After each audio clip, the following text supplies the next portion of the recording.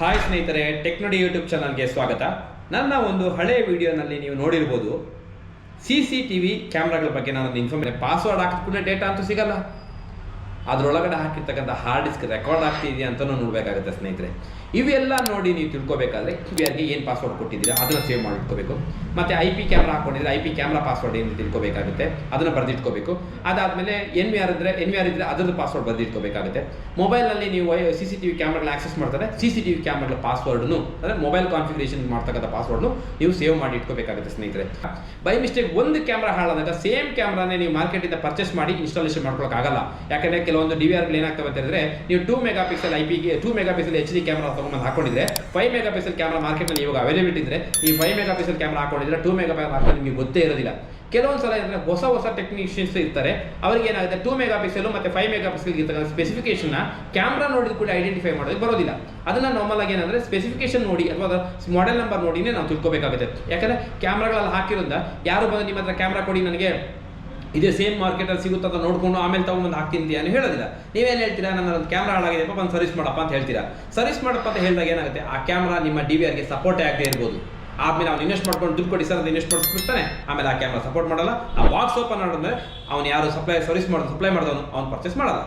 ಈ ಥರ ಎಲ್ಲ ಪ್ರಾಬ್ಲಮ್ಗಳನ್ನ ನೀವು ಫೇಸ್ ಮಾಡಬಾರ್ದು ಅಂತ ಹೇಳಿದ್ರೆ ನೀವು ಅದನ್ನೆಲ್ಲ ಡೇಟಾಗಳನ್ನ ಸೇವ್ ಮಾಡಿ ಇಟ್ಕೋಬೇಕಾಗುತ್ತೆ. ಕ್ಯಾಮ್ರಾ ಪಾಸ್ವರ್ಡ್ಗಳನ್ನ ಹಿಡಿದು ಸ್ಪೆಸಿಫಿಕೇಶನ್, ಮಾಡೆಲ್ ನಂಬರ್ ಇಲ್ಲದೆ ಇದ್ರೂ ನಡೀತದೆ. ಯಾವ ಕ್ಯಾಮ್ರಾ 5 ಮೆಗಾಪಿಕ್ಸೆಲ್ ಹಾಕೊಂಡಿದ್ದೀರೋ 4 ಮೆಗಾಪಿಕ್ಸೆಲ್ ಹಾಕೊಂಡಿದ್ದೀರೋ ಅದನ್ನು ನೋಡ್ಕೋಬೇಕಾಗುತ್ತೆ. ಆಮೇಲೆ ರೆಕಾರ್ಡಿಂಗ್ ಯೂನಿಟ್ ಎಷ್ಟು ಹಾಕೊಂಡಿದ್ದೀರಾ, 2 ಟೆರಾಬೈಟ್ ಹಾಕೊಂಡಿದ್ದೀರೋ ಹಾರ್ಡ್ ಡಿಸ್ಕ್, 1 ಟೆರಾಬೈಟ್ ಹಾಕೊಂಡಿದ್ದೀರೋ ಅಥವಾ 4 ಟೆರಾಬೈಟ್ ಹಾಕೊಂಡಿದ್ದೀರೋ ಇದನ್ನು ತಿಳ್ಕೋಬೇಕಾಗುತ್ತೆ. ಮತ್ತೆ ಫಸ್ಟ್ ಸ್ಟಾರ್ಟಿಂಗಲ್ಲಿ ಒಂದು ಹಾರ್ಡ್ ಡಿಸ್ಕನ್ನು CCTVಗೆ ಹಾಕಿದ ಕೂಡಲೇ ಎಷ್ಟು ದಿನ ರೆಕಾರ್ಡಿಂಗ್ ಬರುತ್ತೆ ನಾರ್ಮಲ್ ಆಗಿ ಯಾರಿಗೂ ಗೊತ್ತಿರೋದಿಲ್ಲ. ಏನಾಗ್ತದೆ, ನಂತರ 1 TB ಹಾರ್ಡ್ ಡಿಸ್ಕ್ ಹಾಕೊಂಡಿದ್ದೀರಪ್ಪ ಒಂದು 30 ದಿನ ರೆಕಾರ್ಡಿಂಗ್ ಬರುತ್ತೆ, ಅವ್ನು ಟೆಕ್ನಿಷಿಯನ್ ಹೇಳಿ ಹೋಗಿದ್ದಾನೆ 1 ತಿಂಗಳು ಬರುತ್ತೆ ಅಂತ. ನಿಜವಾಗಾದ್ರೆ ಕೆಲವೊಂದು ಸಲ ಏನಾಗುತ್ತೆ, ಕ್ಲಾರಿಟಿ ಮೇಲೆ ಡಿಪೆಂಡ್ ಆಗುತ್ತೆ ಸ್ನೇಹಿತರೆ. ಕೆಲವೊಂದು ಸಲ ಏನಾಗುತ್ತೆ, ಈಗ ನಾರ್ಮಲ್ ಆಗಿ CCTV ಕ್ಯಾಮ್ರಾದ ರೆಸೊಲ್ಯೂಷನ್ ವೇರಿಯೇಷನ್ ಇರುತ್ತೆ. ಈಗ ಎಕ್ಸಾಂಪಲ್ 2 ಮೆಗಾಪಿಕ್ಸೆಲ್ಗೆ ಒಂದು ದಿವಸಕ್ಕೆ ಒಂದು 10 GB ರೆಕಾರ್ಡ್ ಆಗ್ತಂದ್ರೆ 4 ಮೆಗಾಪಿಕ್ಸೆಲ್ ಬಂದಾಗ ಒಂದು 13 GB ರೆಕಾರ್ಡ್ ಆಗುತ್ತೆ ಒಂದು ಕ್ಯಾಮ್ರಾ. ಅದನ್ನು ಬೇಸಿಕ್ ಕ್ಯಾಲ್ಕುಲೇಷನ್ ನಾವು ಮಾಡಿರಲ್ಲ, ನೀವು ಹೇಳ್ತೀರಾ ಅವ್ನು ತಗೊಂಬಂದು ಹಾಕ್ತಾನೆ. ಮತ್ತೆ ನೀವು ಒಂದು ಎಕ್ಸಾಂಪಲ್ ಒಂದು 20 ದಿನ ಆದಮೇಲೆ 21 ದಿನ ರೆಕಾರ್ಡಿಂಗ್ ಇರೋದಿಲ್ಲ ಅದರಲ್ಲಿ. ಅವನೇನು ಹೇಳ್ತಾನೆ, ಸರ್ ಅದು 2 ಮೆಗಾಪಿಕ್ಸೆಲ್ ನಾನು 280 TB ಹಾರ್ಡ್ ಡಿಸ್ಕ್ ಹಾಕೊಂಡು ಹೋಗಿರ್ತೀನಿ, ಆ ಹಾರ್ಡ್ ಡಿಸ್ಕ್ ಹಾಕಿದ್ರೆ ನಿಮ್ಗೆ 1 ತಿಂಗಳು ರೆಕಾರ್ಡಿಂಗ್ ಬರುತ್ತೆ. ಬಟ್ ಅದರ ರಿಯಲ್ ಫ್ಯಾಕ್ಟೇ ಬೇರೆ, ಇದೇ ಬೇರೆ. ಯಾಕಂದರೆ ಯಾವುದೇ ಕ್ಯಾಮ್ರಾಗಳು ಕೂಡ ಇಷ್ಟು GB ಎಕ್ಸಾಕ್ಟ್ ಹಂಗೆ ರೆಕಾರ್ಡ್ ಆಗುತ್ತೆ ಅಂತ ಹೇಳಲ್ಲ, ಅದು ಅದರ ರೆಸೊಲ್ಯೂಷನ್ ಮೇಲೆ. ಕೆಲವೊಂದು ಸಲ ಕ್ಯಾಮ್ರಾಗಳು ಏನಾಗ್ತಂದರೆ ಮೋಷನ್ ಡಿಟೆಕ್ಷನ್ ಮೂಮೆಂಟಲ್ಲಿ ಇರೋದ್ರಿಂದ ಜಾಸ್ತಿ ರೆಕಾರ್ಡಿಂಗ್ನ ಜಾಸ್ತಿ ದಿನ ಬರುತ್ತೆ. ಕಂಟಿನ್ಯೂಸ್ ರೆಕಾರ್ಡಿಂಗ್ ಕೊಟ್ಟರೆ ಜಾಸ್ತಿ ದಿನ ಬರೋದಿಲ್ಲ. ಹೀಗೆಲ್ಲ ಇರೋದ್ರಿಂದ ಟೆಕ್ನಾಲಜಿ ಬೇರೆ ಬೇರೆ ಆಪ್ಷನ್ಸ್ ಇರೋದ್ರಿಂದ ನಾನು ಹೇಳೋದು ಏನಂತಂದರೆ, ಒಂದು 4 ಕ್ಯಾಮ್ರಾ ಹಾಕೊಂಡಾಗ 1 ಟೆರಾಬೈಟ್ ಹಾರ್ಡ್ ಡಿಸ್ಕ್ ಹಾಕೊಳ್ಳಿ, 5 ಕ್ಯಾಮ್ರಾ ಹಾಕೊಂಡಾಗ 2 ಟೆರಾಬೈಟ್ ಹಾರ್ಡ್ ಡಿಸ್ಕ್ ಹಾಕೊಳ್ಳಿ. ಯಾವತ್ತೂ 2 ಟೆರಾಬೈಟ್ ಮಿನಿಮಮ್ ಹಾಕೊಳ್ಳೋದು ಯಾವತ್ತೂ ಹೆಲ್ಪ್ಫುಲ್. ಯಾಕಂದರೆ 1 ತಿಂಗಳಿಂದ ಜಾಸ್ತಿ ಬಂದೇ ಬರುತ್ತೆ, 4 ಕ್ಯಾಮ್ರಾಗೆ ಬಂದೇ ಬರುತ್ತೆ.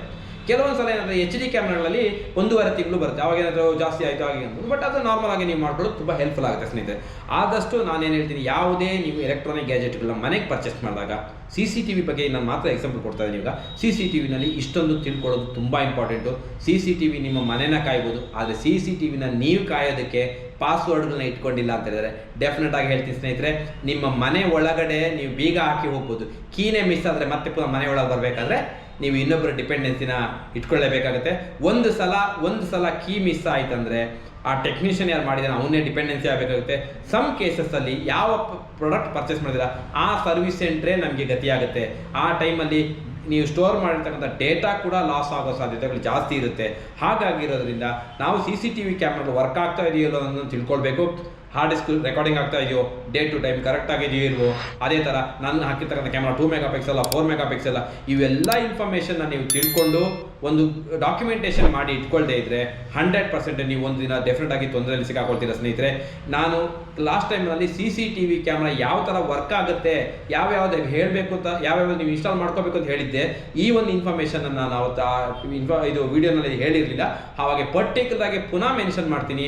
CCTV ಕ್ಯಾಮ್ರಾನ ನೀವು ಮನೆಯಲ್ಲಿ ಹಾಕೋದ್ರೆ ಮೊದಲು ತಿಳ್ಕೊಂಡು ಇರಬೇಕಾಗಿರೋದು, ಯಾವ ಪಾಸ್ವರ್ಡ್ ಕೊಟ್ಟಿದ್ದೀರಾ DVRಗೆ ಅಥವಾ NVRಗೆ, IP ಕ್ಯಾಮ್ರಾ ಅದಕ್ಕೆ ಯಾವ್ದು ಕೊಟ್ಟಿದ್ದೀರಾ, ಮೊಬೈಲ್ ಕಾನ್ಫಿಗರೇಷನ್ ಯಾವ್ದು ಕೊಟ್ಟಿದ್ದೀರಾ, ಮತ್ತು ನಮ್ದು ಯಾವ್ಯಾವ ಕ್ಯಾಮ್ರಾ ಹಾಕಿದ್ದೀರಾ, 4 ಮೆಗಾಪಿಕ್ಸೆಲ್ ಹಾಕಿದ್ದೀರಾ, 2 ಮೆಗಾಪಿಕ್ಸೆಲ್ ಹಾಕಿದ್ದೀರಾ, ಹಾರ್ಡ್ ಡಿಸ್ಕ್ ಎಷ್ಟು ಹಾಕಿದ್ದೀರಾ, ಇದನ್ನೆಲ್ಲ ತಿಳ್ಕೊಳ್ಳೋದು ತುಂಬಾ ಮುಖ್ಯ ಆಗುತ್ತೆ.